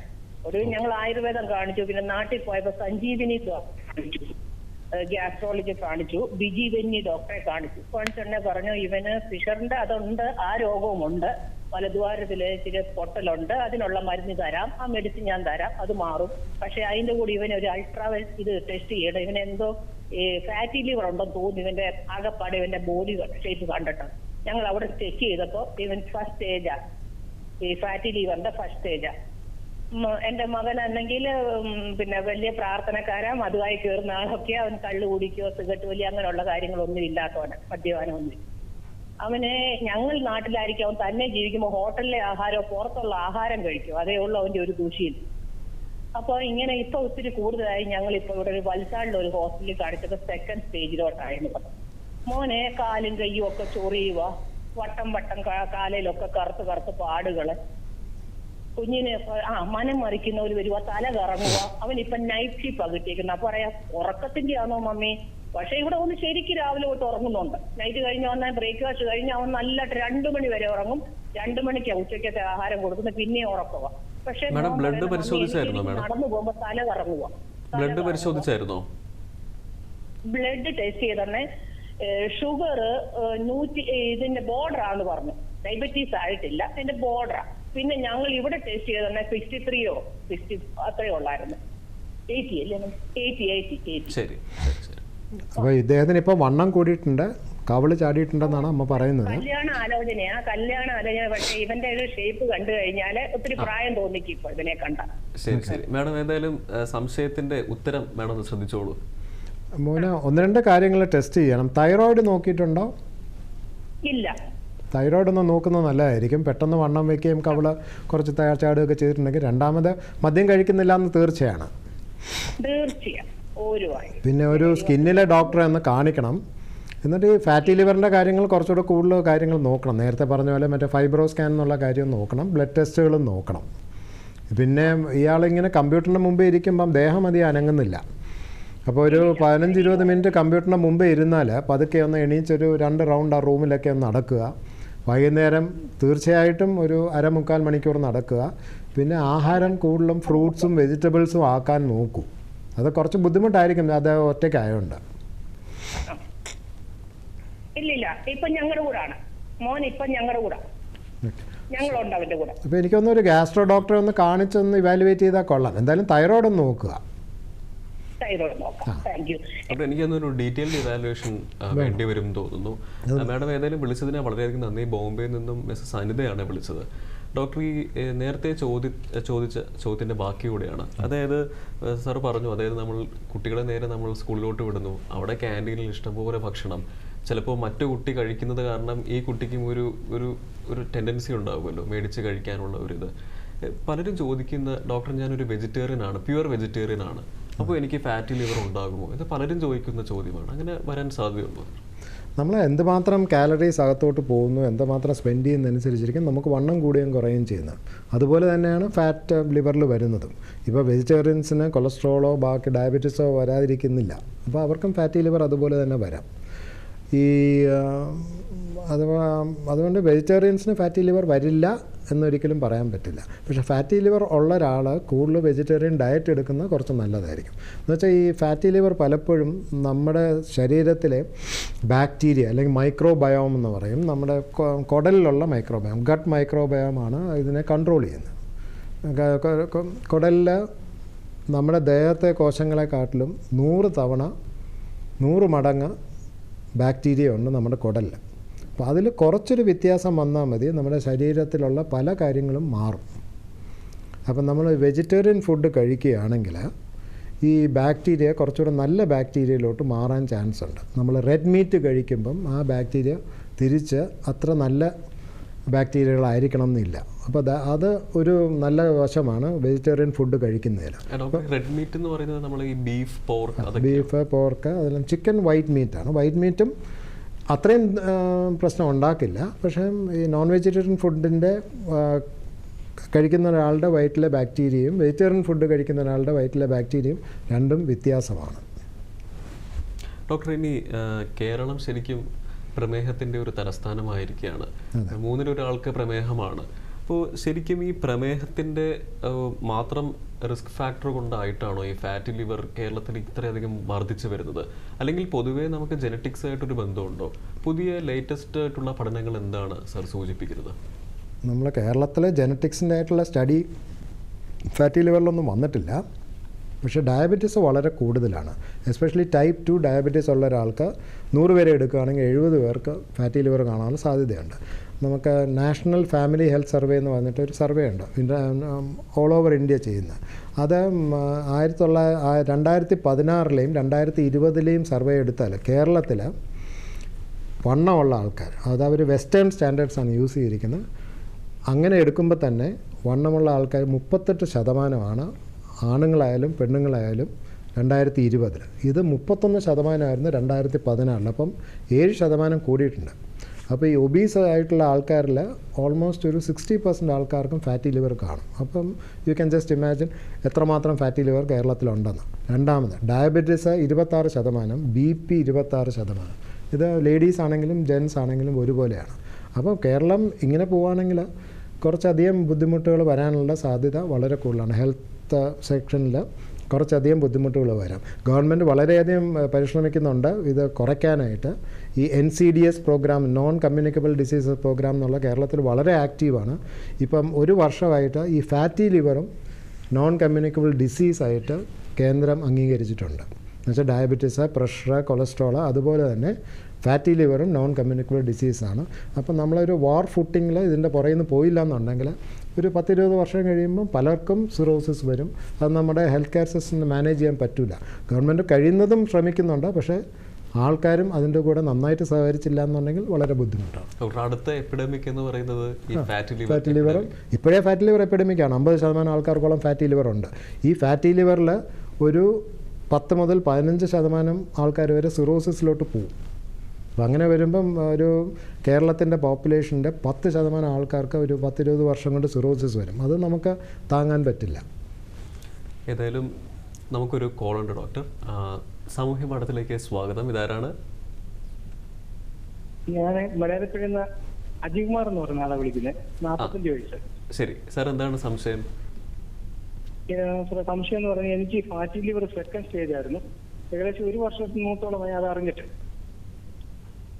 അപ്പം കോട്ടയത്ത് മെഡിക്കൽ കോളേജിൽ പോയി ഡോക്ടറെ കണ്ടായിരുന്നു. കണ്ടപ്പം അവിടെ കുറേയേറെ ടെസ്റ്റുകൾക്ക് ഡോക്ടർ കുറിച്ച് തന്നു. മരുന്നൊന്നും ഇപ്പൊ കഴിക്കണ്ടെന്ന് പറഞ്ഞു. അപ്പൊ എടുത്ത ടെസ്റ്റുകൾ എന്ന് പറഞ്ഞാൽ നല്ല പൈസ, നല്ല ചിലവുള്ള ടെസ്റ്റുകളായിരുന്നു. ആ ടെസ്റ്റിനകത്തൊന്നും കുഴപ്പമായിട്ട് കണ്ടില്ല. പിന്നെ ANA എന്ന് പറയുന്ന ടെസ്റ്റ് മാത്രം ANA പോസിറ്റീവ് ആയിരുന്നു. അത് മാത്രമേ ഉള്ളൂ പോസിറ്റീവായിട്ട് കണ്ടത്. ബാക്കി ടെസ്റ്റുകളെല്ലാം നെഗറ്റീവുകളായിരുന്നു. ഫൈബ്രോ സ്കാൻ ചെയ്തു, കോട്ടയം മെഡിക്കൽ കോളേജ് തന്നെ ചെയ്തു. അതും ഡോക്ടർ കണ്ടു പറഞ്ഞു അതിനകത്ത് ഇപ്പം വലിയ കുഴപ്പമായിട്ട് കാണുന്നില്ല, പക്ഷെ എങ്കിലും സെക്കൻഡ് സ്റ്റേജ് ആയതുകൊണ്ട് സൂക്ഷിക്കണമെന്ന് പറഞ്ഞു. ഇപ്പൊ സാറേ എനിക്ക് ഈ കാലിന്റെ പൊട്ടയ്ക്കൊന്ന് മേപ്പോട്ട് നല്ല കറുപ്പ് കളറാകുന്നുണ്ട്. അപ്പൊ അത് ഞാൻ ഡോക്ടറെ കാണിച്ചപ്പോൾ ഡോക്ടർ പറഞ്ഞു അത് പറഞ്ഞതിന് ശേഷവും ഒരു 2 ടെസ്റ്റ് കൂടെ ചെയ്യിച്ചു. അത് എനിക്ക് അതിന്റെ പേര് അത് നല്ല സാമാന്യ പൈസ നല്ല ടെസ്റ്റുകളായിരുന്നു. അപ്പൊ അതിനകത്ത് പറഞ്ഞു ഇതുവരെ കുഴപ്പങ്ങളൊന്നും ഇല്ല അജി, പിന്നെ തൊക്കിന്റെ ഒരു ഡോക്ടറെ കണ്ടു നോക്കുന്നു പറഞ്ഞു. അപ്പൊ നേരത്തെ അങ്ങനെ വലിയ കറുപ്പില്ലായിരുന്നു. ഞാൻ നിറമാണെന്ന് പറയുന്നത് ഇതിപ്പോ നല്ല രീതിയിൽ കറുപ്പാവുന്നുണ്ട് തൊക്കിന് നേരത്തോട്ട്. അതെനിക്കൊന്ന് ത്വക്ക് രോഗ വിഭാഗത്തിലൊന്ന് കാണിക്കണം. 2 ഈ ഫൈബ്രോ സ്കാൻ്റെ എത്രയായിരുന്നു വാല്യൂ അറിയാമോ? വാല്യൂ എനിക്കറിയാം. അത് ഇപ്പം വരെ കുഴപ്പമില്ല, നല്ലപോലെ കരളിന് കൊഴുപ്പുണ്ടെന്നാണ് ഡോക്ടർ പറഞ്ഞത്. ഒരു 6-7 വരെയൊന്നും പ്രത്യേകിച്ച് അങ്ങനെ വലിയൊരു കരളിന് ബുദ്ധിമുട്ടുണ്ടെന്ന് നമുക്ക് പറയാൻ പറ്റില്ല. അതൊരു 3 വർഷമൊക്കെ കഴിഞ്ഞിട്ട് നോക്കിയാൽ മതി. പക്ഷേ ഫാറ്റി ലിവറിന് ചെയ്യാൻ പറ്റുന്ന ഒന്ന് വണ്ണം കുറയ്ക്കുക, പിന്നെ ഡയബറ്റീസ് അങ്ങനെ എന്തെങ്കിലും ഉണ്ടെങ്കിൽ കൺട്രോൾ ചെയ്യുക. പിന്നെ ഒരു കാര്യവും കൂടെ, മദ്യം കഴിക്കാറുണ്ടോ? നേരത്തെ കഴിക്കുമായിരുന്നു. ഫാറ്റി ലിവർ ഉള്ള ആൾക്കാർ മദ്യം ഫാറ്റി ലിവർ ഉണ്ടാക്കും. അല്ലാത്ത ഫാറ്റി ലിവർ ഉള്ള ആൾക്കാരും മദ്യം കഴിയുന്നതും കഴിക്കരുത്. ഇത് രണ്ടും കൂടെ ചേർന്നുള്ള എഫക്റ്റ് ആയിരിക്കും ലിവറിൽ വരിക. അപ്പോൾ ലിവറിലെ ഡാമേജ് കൂടുതൽ സ്പീഡിൽ വരും. സർ, സംശയം മാറിയെന്ന് വിചാരിക്കുന്നു. പരിപാടിയിലേക്ക് വിളിച്ചതിന് വളരെയധികം നന്ദി. ഡോക്ടർ, ശരിക്കും ഈ ഫാറ്റി ലിവർ മാരകമായ ഒരു അസുഖമാണോ ശരിക്കും? ഈ ഫാറ്റി ലിവർ കാരണമുള്ള മരണം നോക്കുകയാണെങ്കിൽ, ഫാറ്റി ലിവർ ഉള്ള ആൾക്കാർക്ക് മരണത്തിൻ്റെ കണക്കെടുക്കുകയാണെങ്കിൽ ഏറ്റവും കോമൺ ആയിട്ടുള്ള മരണം കാർഡിയോവാസ്കുലർ ഡിസീസസ് കൊണ്ടാണ്. ഹാർട്ട് അറ്റാക്ക്, ഹാർട്ട് ഫെയിലിയർ, ബ്രെയിനിൽ സ്ട്രോക്ക്, ഇതൊക്കെയാണ് ഏറ്റവും കോമൺ ആയിട്ടുള്ള കോസസ്. മറ്റ് അവയവങ്ങൾ. രണ്ടാമത്തേത് ലിവറിലല്ലാത്ത ക്യാൻസറാണ് രണ്ടാമത്തെ കോമണസ്റ്റ് കോസ് ഓഫ് ഡെത്ത്. മൂന്നാമത് ലിവർ കാരണമുള്ള മരണം വരുന്നുള്ളൂ. ലിവറിൽ സിറോസിസ് വന്നിട്ട് സിറോസിസോ ക്യാൻസറോ വന്ന് മരിക്കുകയാണ് ചെയ്യുന്നത്. ഈ ഫാറ്റി ലിവർ ഞാൻ നേരത്തെ പറഞ്ഞ പോലെ ഫാറ്റി ലിവർ ഉള്ളവർക്ക് ബാക്കിയുള്ള മെറ്റബോളിക് ഡിസീസസ് കാണും. അപ്പം അങ്ങനെ ഉണ്ടെന്നുണ്ടെങ്കിൽ അത് ട്രീറ്റ് ചെയ്താൽ നമുക്ക് കാർഡിയോവാസ്കുലർ ഡിസീസ് കൊണ്ടുള്ള മരണവും ഈ ലിവറിലല്ലാത്ത ക്യാൻസർ കൊണ്ടുള്ള മരണവും നമുക്ക് കുറയ്ക്കാൻ പറ്റും. അതിന് ചില മരുന്നുകളും ഉണ്ട്. പിന്നെ ലിവറിൽ ഡിസീസ് ഉണ്ടോ ഇല്ലയെന്ന് അറിയുന്നത് നമ്മൾ ഫൈബ്രോ സ്കാനാണ് ഏറ്റവും എളുപ്പമായിട്ടുള്ള ടെക്നിക്ക്. അപ്പോൾ ഫൈബ്രോ സ്കാനിൻ്റെ വാല്യൂ കൂടുതലാണെങ്കിൽ നമ്മൾ കുറച്ചുകൂടെ സീരിയസ് ആയിട്ട് ഫാറ്റി ലിവറിനെ എടുക്കണം. അങ്ങനെ ആകുമ്പോൾ നമുക്ക് കരളിൽ കാരണമുള്ള മരണം നമുക്ക് കുറയ്ക്കാൻ പറ്റും. അപ്പോൾ ഫാറ്റി ലിവർ പെർസേ മരണകാരണമാണോ എന്ന് ചോദിച്ചാൽ അല്ല. പക്ഷേ ഫാറ്റി ലിവർ അതെങ്ങനെ നിൽക്കുമ്പോൾ ലിവറിലുള്ള മാറ്റങ്ങളും ബാക്കിയുള്ള സിസ്റ്റംസിലുള്ള മാറ്റങ്ങളും കാരണം മരണം സംഭവിക്കാം. അതായത് ഫാറ്റി ലിവർ എന്ന് പറയുന്ന ഒരു ഇൻഡിക്കേറ്ററാണ്. അതെ, ഫാറ്റി ലിവർ ഒരു ഇൻഡിക്കേറ്റർ തന്നെയാണ്. ഈ മൾട്ടിപ്പിൾ ഡിസീസസിൻ്റെ ലിവറിൻ്റെ ഇൻഡിക്കേറ്ററാണ് ഫാറ്റി ലിവർ. അപ്പോൾ ഇതുള്ളപ്പോൾ നമുക്ക് ബാക്കിയുള്ള കാര്യങ്ങളും കൂടെ നോക്കിയില്ലെങ്കിൽ നമ്മൾ ലിവറിൽ മാത്രം കോൺസെൻട്രേറ്റ് ചെയ്താൽ പോരാ. ഡോക്ടർ, നമുക്കൊരു കോളർ ഉണ്ട്. നമസ്കാരം, സാമൂഹ്യ പാഠത്തിലേക്ക് സ്വാഗതം. ഇതാരാണ്? എൻ്റെ ഒരു അമലിനാണ്, വയനാട് നിന്നാണ് സംസാരിക്കുന്നത്. ശരി അമൻ, എന്താണ് സംശയം? ചോദിക്കാം. എനിക്ക് കറണ്ട്ലി ഞാനൊരു അൾസറിന്റെ ഒരു പ്രശ്നമായി ബന്ധപ്പെട്ട് ഗ്യാസ്ട്രോ ഡോക്ടർ കാണിച്ചിട്ടുണ്ടായിരുന്നു. ശരി. അപ്പോൾ സ്കാനിങ് റിപ്പോർട്ട് ചെയ്ത് കഴിഞ്ഞപ്പോൾ അതിനകത്ത് എനിക്ക് ഫാറ്റി ലിവർ സ്റ്റേജ് 1 എന്ന് കാണിക്കുന്നുണ്ടായിരുന്നു. അപ്പോൾ എനിക്ക് ശരിക്കും ഭയങ്കരമായിട്ട് ഗ്യാസ് കയറുന്നതായിട്ട് ബന്ധപ്പെട്ട് ഭയങ്കരമായിട്ട് വീർത്തിരിക്കുകയാണ് ചെയ്തുകൊണ്ടിരിക്കുന്നത്. ഓക്കെ. അപ്പോൾ ഞാനത് കാണിച്ചപ്പോൾ ഫാറ്റി ലിവർ സ്റ്റേജ് 1 ആണെന്നാണ് പറഞ്ഞിട്ടുണ്ടായിരുന്നത്. അപ്പോൾ എന്തെങ്കിലും പ്രോബ്ലം ഉണ്ടോ? എനിക്ക് ശരിക്കും 25 വയസ്സായിരുന്നു. അപ്പോൾ എന്തെങ്കിലും ഫ്യൂച്ചറിൽ എന്തെങ്കിലും പ്രശ്നം ഉണ്ടാകാൻ സാധ്യതയുണ്ടോ എന്ന് അറിയാൻ വേണ്ടിയിട്ടാണ്. അതുപോലെ തന്നെയാണ് അമനായി വണ്ണം ഉണ്ടോ, ഷുഗർ ഉണ്ടോ, ഡയബറ്റീസ് ഉണ്ടോ, കൊളസ്ട്രോൾ ഉണ്ടോ, ആ കാര്യങ്ങളൊക്കെ നോക്കണം. കുടുംബത്തിൽ ആർക്കെങ്കിലും ഫാറ്റി ലിവറോ കരളിനസോ ഉണ്ടോ എന്നുള്ള കാര്യവും ശ്രദ്ധിക്കണം. അങ്ങനെ ഉണ്ടെന്നുണ്ടെങ്കിൽ ഇതിനെപ്പറ്റി കുറച്ചുകൂടെ കൺസേൺഡ് ആവേണ്ട കാര്യമുണ്ട്. പിന്നെ ഈ വയറ്റിലെ പെരുക്കമൊക്കെ ഫാറ്റി ലിവർ കാരണമായിരിക്കാനുള്ള സാധ്യത കുറവാണ്. അത് മിക്കവാറും ഈ അൾസർ ഇല്ലയെന്നുണ്ടെങ്കിൽ നോൺ അൾസർ ഡിസ്പെപ്സിയ എന്ന് പറഞ്ഞിട്ടൊരു കാര്യമായിരിക്കും. അത് ഗ്യാസ്ട്രോ ഡോക്ടറെ കാണിക്കുകയാണെങ്കിൽ എനിക്കൊന്ന് എൻഡോസ്കോപ്പി ചെയ്തതാണോ? എൻഡോസ്കോപ്പി ഞാൻ ചെയ്തിരുന്നു. അതിലൊന്നും കുഴപ്പമില്ല. എച്ച് പൈലോറി എന്നൊരു ബാക്ടീരിയയുടെ ഇൻഫെക്ഷനോ അങ്ങനെ എന്തെങ്കിലും ഉണ്ടോ? വേറെ ഇൻഫെക്ഷൻ ആയിട്ടൊന്നുമില്ല, നോർമൽ അൾസർ ഉണ്ടത് മാത്രമേ ഇല്ലായിരുന്നു. കുഴപ്പമൊന്നുമില്ലെന്നാണ് പറഞ്ഞത്. അൾസറായിട്ടുണ്ടായിരുന്നോ? അൾസറായിട്ടുണ്ടായിരുന്നു ചെറുതായിട്ട്. ചെയ്യേണ്ടത് എച്ച് പൈലോറി എന്നൊരു ബാക്ടീരിയയുടെ ഇൻഫെക്ഷൻ ഉണ്ടോ എന്ന് നോക്കണം. ഉണ്ടെന്നുണ്ടെങ്കിൽ അത് ട്രീറ്റ് ചെയ്യണം. അങ്ങനെയാണെങ്കിൽ ചിലപ്പോൾ ഈ വയറ് പെരുക്കമൊക്കെ മാറാം. വണ്ണം ഉണ്ടെന്നുണ്ടെങ്കിൽ വണ്ണം കുറയ്ക്കണം. ഇല്ല, കറന്റ് ഞാൻ 62 കിലോയേ ഡോക്ടറേ ഉള്ളൂ. എത്രയാണ്? 62 കിലോയേ ഉള്ളൂ. 62. ഓക്കെ, ശരിയാവും. അപ്പോൾ ഈ കാര്യങ്ങളെല്ലാം ശ്രദ്ധിച്ചാൽ മതി. ഏതായാലും പരിപാടിയിലേക്ക് വിളിച്ചതിന് വളരെയധികം നന്ദി. ഡോക്ടർ, ഇനി നമുക്ക് ഫാറ്റി ലിവറിന്റെ ചികിത്സയിലോട്ട് പോകാം. സാധാരണ നമ്മൾ ഇവാലുവേഷനെ പറ്റി സംസാരിച്ചു. ഇനി എങ്ങനെയാണ് നമ്മൾ ചികിത്സാ രീതികൾ ഫാറ്റി ലിവറിലുള്ളത്? ഫാറ്റി ലിവറിൽ നമുക്ക് മരുന്നിന് മുമ്പേ നമ്മൾ ചെയ്യേണ്ടത് ഈ വണ്ണം കുറയ്ക്കുക, ബാക്കിയുള്ള റിലേറ്റഡ് ആയിട്ടുള്ള കണ്ടീഷൻസിനെ ട്രീറ്റ് ചെയ്യുക. മെറ്റബോളിക് ഡിസീസസ്, ഡയബറ്റീസ് ട്രീറ്റ് ചെയ്യുക. പിന്നെ അതുപോലെ BP ട്രീറ്റ് ചെയ്യുക. കൊളസ്ട്രോളിൻ്റെ ട്രീറ്റ്മെൻറ്റും എടുക്കുക. നമ്മൾ ഫാറ്റി ലിവർ മാത്രമാണെന്നുണ്ടെങ്കിൽ ഇത് മാത്രമേ ആവശ്യം വരാറുള്ളൂ. നമുക്ക് വണ്ണം കുറയ്ക്കുകയെന്ന് പറഞ്ഞാൽ വളരെ ബുദ്ധിമുട്ടുള്ളൊരു കാര്യമാണ്. വണ്ണം കുറച്ച് കഴിഞ്ഞാൽ അത് അതുപോലെ തിരിച്ചു കൂടാതിരിക്കാൻ ശ്രമിക്കുകയും കൂടെ വേണം. മെയിൻറ്റെയിൻ ചെയ്യാനും വളരെ ബുദ്ധിമുട്ടാണ്. പല പഠനങ്ങളും കാണിച്ചിട്ടുള്ളത് നമുക്ക് ഈ ഫാറ്റി ലിവറും ഫൈബ്രോസിസും ഉണ്ടെങ്കിൽ അത് കുറയ്ക്കാനായിട്ട് ഒരു 10% വെയിറ്റ് കുറയണം. പക്ഷേ 10% വെയിറ്റ് കുറയുന്നത് 10% ആൾക്കാർക്ക് മാത്രമേ ഉള്ളൂ. അതിൽ ഒരു 20% ആൾക്കാർ ഒരു വർഷമൊക്കെ കഴിയുമ്പോൾ തിരിച്ച് പഴയ വെയിറ്റിലോട്ട് വരും. അതുകൊണ്ട് വെയിറ്റ് കുറയ്ക്കുക എന്നുള്ളത് വളരെ അത്യാവശ്യമാണ്. എങ്ങനെ വെയിറ്റ് കുറയ്ക്കാം? ഒന്ന്, ആഹാരത്തിലുള്ള വ്യത്യാസങ്ങൾ, നേരത്തെ പറഞ്ഞ കാര്യങ്ങൾ അവോയ്ഡ് ചെയ്യുക. രണ്ടാമത്തത് എക്സസൈസ്. ഡെയിലി എക്സസൈസ് ചെയ്യുക. 30 മുതൽ 45 മിനിറ്റ് വരെ കുറച്ച് സ്പീഡിൽ നടക്കുക. മീൻസ് നമുക്ക് ചെറുതായിട്ടൊന്ന് വിയർക്കണം. നമ്മുടെ കൂടെ ഒരാളുണ്ടെങ്കിൽ അയാളെടുത്ത് നമുക്ക് സംസാരിക്കാൻ പറ്റണം, പക്ഷേ എളുപ്പം സംസാരിക്കാൻ പറ്റരുത്. അല്ലെങ്കിൽ നമ്മൾ ഫോൺ ചെയ്യുകയാണെങ്കിൽ ചെറിയൊരു കിതപ്പ് പോലെ ഫോണിൻ്റെ അപ്പുറത്തെ ആരെടുത്താണോ നമ്മൾ ഫോൺ ചെയ്യുന്നത് അയാൾക്ക് തോന്നും നമ്മളൊന്ന് കിതയ്ക്കുന്നുണ്ടെന്ന്. അതായിരിക്കും ഐഡിയലായിട്ട് നടത്തത്തിൻ്റെ സ്പീഡ്. പിന്നെ വളരെ ഹെവി ആയിട്ടുള്ള എക്സസൈസ് ഒന്നും ചാടി കയറി ചെയ്യരുത്. എസ്പെഷ്യലി 40 50 വയസ്സൊക്കെ കഴിഞ്ഞാൽ ഡോക്ടറുടെ അടുത്ത് പോയി ഡോക്ടറിൻ്റെ പെർമിഷനും കൂടെ അത് കഴിഞ്ഞിട്ട് എക്സസൈസ് ചെയ്യാവും. നമ്മളിപ്പോൾ പലയിടത്തും പല ന്യൂസുകളും കേൾക്കുന്നുണ്ട്. പെട്ടെന്ന് കുഴഞ്ഞു വീണ് മരിക്കുന്നു, എക്സസൈസ് കഴിഞ്ഞു. അതൊക്കെ യാഥാർത്ഥ്യം തന്നെയാണ്. അതുകൊണ്ട് കുറച്ച് പ്രായമായി കഴിഞ്ഞാൽ ഒരു ഡോക്ടറിൻ്റെ അഡ്വൈസ് എടുത്തിട്ടേ എക്സസൈസ് ചെയ്യാവൂ. എന്ത് എക്സസൈസ് ചെയ്താലും നല്ലതാണ്. വേറൊരു ടെക്നിക്കുണ്ട്, നീറ്റ് എന്ന് പറഞ്ഞത്, നോൺ എക്സസൈസ് അസോസിയേറ്റഡ് തെർമോജെനിസിസ്. നമ്മൾ എന്തെങ്കിലും കൈയിട്ട് കാണിക്കുകയോ കാലിട്ട് കാണിക്കുകയോ എന്ത് ചെയ്താലും കുറച്ച് കാലറീസ് സ്പെൻഡ് ചെയ്ത് പോവുകയാണ്. 7000 കാലറി സ്പെൻഡ് ചെയ്താൽ 1 കിലോ വെയിറ്റ് കുറയും. അപ്പോൾ നമ്മളിങ്ങനെ ടി വി കണ്ടുകൊണ്ടിരിക്കുമ്പം എന്തെങ്കിലും ചെയ്തുകൊണ്ടിരിക്കുക. ഒരു 10 മിനിറ്റ് ടി വി കണ്ടാൽ ഒന്ന് എണീച്ച് അടുക്കള വരെയോ അല്ലെങ്കിൽ ബെഡ്റൂം വരെയോ നടന്നു പോയിട്ട് വരിക. ഇതെല്ലാം മറ്റേ സ്റ്റെപ്സിൽ ആഡ് ചെയ്തുകൊണ്ടിരിക്കും. സ്റ്റെപ്സ് കൂടുന്തോറും നമ്മൾ കാലറി സ്പെൻഡ് ചെയ്യുന്നതും കൂടും.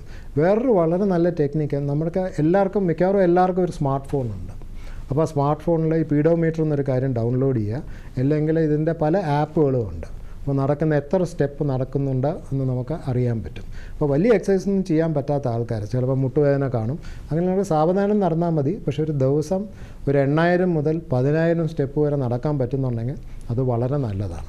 നമ്മൾ നോക്കുകയാണെങ്കിൽ നമ്മളൊരു 3000 സ്റ്റെപ്പൊക്കെ നടക്കുകയുള്ളൂ ചുമ്മാ ഇരിക്കുകയാണെങ്കിലും ഓഫീസിൽ പോവുകയാണെങ്കിലും. ഈ ഓഫീസിലും ഇത് തന്നെയാണ്. നമ്മളിപ്പോൾ കമ്പ്യൂട്ടറിന് മുമ്പ് ഇരിക്കുകയാണെങ്കിൽ ഒരു 15 മിനിറ്റ് കഴിയുമ്പോൾ ജസ്റ്റ് എണീച്ച് ഒന്ന് കറങ്ങിയിട്ട് വരിക, നിറച്ച് വെള്ളം കുടിക്കുക. എക്സസൈസിൻ്റെ കാര്യം അതാണ്.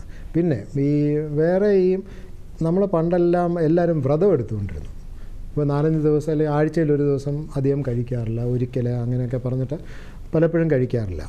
അത് വളരെ നല്ലതായിട്ടാണ് ഇപ്പം ശാസ്ത്രം പറയുന്നത്. ഇപ്പം പലതരം ഇൻ്റർമിറ്റൻറ്റ് ഫാസ്റ്റിംഗ് എന്ന് പറയും. എന്നും ഫാസ്റ്റ് ചെയ്യല്ല, ഇടയ്ക്കിടയ്ക്ക്. ചിലപ്പോൾ 4+1 ആയിരിക്കാം. 4 ദിവസം ആഹാരം കഴിച്ചിട്ട് ഒരു ദിവസം കുറച്ചേ കഴിക്കുകയുള്ളൂ. അല്ലെങ്കിൽ ചിലപ്പോൾ 3+1 ആയിരിക്കും, 2+1 ആയിരിക്കും. ചിലപ്പം ആഴ്ചയിൽ 1, ആഴ്ചയിൽ 2 ദിവസം. ഈ 5 ദിവസം നന്നായിട്ട് കഴിക്കുക. 2 ദിവസം നമ്മൾ എന്നും കഴിക്കുന്നതിൻ്റെ 25% കഴിച്ചാൽ മതി. പിന്നെ എന്നും വേണമെങ്കിൽ നമുക്കത് ചെയ്യാം. അത് ടൈം റെസ്ട്രിക്റ്റഡ് ഫീഡിംഗ് എന്ന് പറയും. 8 മണിക്കൂർ നമ്മൾ ആഹാരം കഴിക്കുക, 16 മണിക്കൂർ ആഹാരം കഴിക്കാതിരിക്കുക. ആ സമയത്ത് നിറച്ച് വെള്ളം കുടിക്കാം, കട്ടൻ ചായ കുടിക്കാം, കട്ടൻ കാപ്പി കുടിക്കാം. ഇതിനകത്തൊന്നും പഞ്ചസാര ഇടരുത്. നാരങ്ങ വെള്ളം കുടിക്കാം, അതിലും പഞ്ചസാര ഇടരുത്. ഇൻ്റർമിറ്റൻറ്റ് ഈ തരം ഫാസ്റ്റിംഗ് എല്ലാവർക്കും ചെയ്യാൻ പറ്റുന്ന ഒരു കാര്യമാണ്. ഡോക്ടർ, നമുക്ക് മെഡിക്കൽ കോളേജിൽ ഫാറ്റി ലിവർ ക്ലിനിക്കുകൾ പ്രവർത്തിക്കുന്നുണ്ടോ? മിക്കവാറും എല്ലാ മെഡിക്കൽ കോളേജിലും കാണും. ട്രിവാൻഡ്രം മെഡിക്കൽ കോളേജിൽ ഡെഫിനറ്റ്ലി ഉണ്ട്. നമ്മൾ ഞാൻ നേരത്തെ പറഞ്ഞ പോലെ ഈ പേഷ്യൻസ് ആയാലും ഡോക്ടേഴ്സ് ആയാലും വെറും ഒരു ഫാറ്റി ലിവറിന് കാണുമ്പം വളരെയധികം സീരിയസ്നെസ് അതിന് കൊടുക്കാറില്ല. അതുകൊണ്ട് ഈ ഫാറ്റി ലിവർ ക്ലിനിക്കിൽ നമ്മൾ ഫാറ്റി ലിവറുള്ള പേഷ്യൻസിനെ മാത്രമേ കാണാറുള്ളൂ. അപ്പോൾ അവർക്ക് കൂടുതൽ കോൺസെൻട്രേറ്റ് ചെയ്യാൻ പറ്റും. അവർക്ക് ബാക്കിയുള്ള അവയവങ്ങളെ ബാധിക്കുന്നുണ്ടോ, ഹാർട്ടിനെ ബാധിക്കുന്നുണ്ടോ, കിഡ്നിയെ ബാധിക്കുന്നുണ്ടോ, ആ കാര്യങ്ങളൊക്കെ നോക്കാം. പല മെഷർമെൻറ്റും എടുക്കാം. അവരുടെ ദേഹത്തെ ഫാറ്റിൻ്റെ അളവ്, മസിലിൻ്റെ അളവ് ഇതെല്ലാം എടുക്കാം. അതുപോലെ ഫൈബ്രോ സ്കാനും ചെയ്യും. അതുകൊണ്ട് അത് നമ്മളിപ്പോൾ 2 വർഷമായി അത് തുടങ്ങിയിട്ട് ഇപ്പം 2400 പേഷ്യൻസോളം ഫാറ്റി ലിവറുള്ള പേഷ്യൻസ് അവിടെയുണ്ട്. അവർക്കും എനിക്ക് തോന്നുന്നത് കാരണം വളരെയധികം ഉപകാരം ഉണ്ടെന്നാണ് തോന്നുന്നത്. ഡോക്ടർ, ഏതൊക്കെ ദിവസങ്ങളാണ് ഇത് പ്രവർത്തിക്കുന്നത്? ഇത് എല്ലാ തിങ്കളാഴ്ചയുണ്ട്. എല്ലാ തിങ്കളാഴ്ചയും രാവിലെ 9 മണി മുതൽ 1 മണി വരെ. നമുക്ക് ഒരു പുതിയ പേഷ്യൻസ് ആണെങ്കിൽ 10-30 പേഷ്യൻസ് കൂടുതൽ ഒരു ദിവസം കാണാൻ പറ്റില്ല. പഴയ പേഷ്യൻസും ഉണ്ട്, പുതിയ അപ്പം നമുക്ക് കൂടുതൽ സമയം എടുക്കും ഓരോ പേഷ്യൻസിനായിട്ട്. അപ്പം എനിക്ക് തോന്നുന്നു വന്നിട്ട് ഒരു റെഫറൻസ് വാങ്ങിച്ച അവിടെ വന്നാൽ നമുക്ക് നോക്കാൻ പറ്റുന്നതാണ്. ഡോക്ടർ, സാമൂഹ്യ പാഠത്തിൻ്റെ സമയം ഇവിടെ എത്തിയിരിക്കുകയാണ്. മലയാളത്തിൽ പൊതുവേ നമ്മൾ പറയാറുണ്ട് തീയൻ്റെ കരളാണ്, കരളിൻ്റെ കരളാണെന്നല്ല. എനിക്ക് തോന്നുന്നു നമ്മൾ ആ വ്യക്തിക്ക് കൊടുക്കുന്ന പ്രാധാന്യമാണ്. പക്ഷെ നമ്മൾ കരളിന് അത്രയധികം പ്രാധാന്യം കൊടുക്കുന്നില്ല എന്നുള്ളത് വാസ്തവമാണ്. ഈ പരിപാടിയിലൂടെ നമ്മൾ കരളിന് കുറച്ച് പ്രാധാന്യം കൊടുക്കണം എന്നാണ്. കരൾ എന്ന് പറഞ്ഞാൽ വളരെ സൈലൻ്റ് ആയിട്ട് എഫിഷ്യൻ്റ് ആയിട്ട് വർക്ക് ചെയ്തുകൊണ്ടിരിക്കുന്ന ഒരു ഓർഗനാണ്. അതിൻ്റെ പ്രവർത്തനം ഒരു 10-20% ആവുന്നവരെ നമുക്കൊരു ബുദ്ധിമുട്ടും കാണില്ല. പക്ഷേ ഈ ബുദ്ധിമുട്ട് വന്നു തുടങ്ങുമ്പോഴത്തേക്കും കരളിൻ്റെ പ്രവർത്തനം വളരെയധികം കുറഞ്ഞു കഴിഞ്ഞു. അതുകൊണ്ട് കരളിനെ നമ്മൾ ശ്രദ്ധിച്ചാൽ കരൾ നമ്മളെ ശ്രദ്ധിച്ചോളൂ. ഇതോടെ ഇന്നത്തെ സാമൂഹ്യ പാഠം ഇവിടെ പൂർണ്ണമാവുകയാണ്. വീണ്ടും മറ്റൊരു എപ്പിസോഡിൽ പുതിയൊരു വിഷയവുമായി കാണാം. നമസ്കാരം.